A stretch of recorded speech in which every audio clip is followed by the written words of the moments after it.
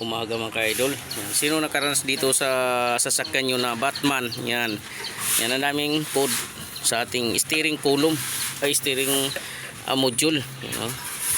Steering module may H8, may H4, 2M, J4, ano pa ba? Yan. Kanya-kanyang code kasi ito. Ito H8, ito E. May EBS. Ito may EBS. Yan, napadalas nyo ba pagpalit ng module, yung steering module, napupundi agad, nag-waring agad yung PS. Yan.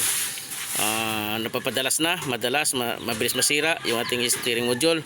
Baka kailangan mo ng assembly idol na steering column na may kasamang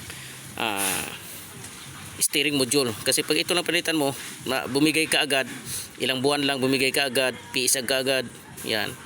Nakatatlo ka na o dalawa, yan, sira ka agad yung steering module mo, diba? Kailangan mo ng assembly idol kasama na nito, yun, steering column. Yan, kadol. O sino nakaranas dito? Batman ha, Batman lang to. Yan, sino nakaranas na madalas magpalit ng steering module. Okay?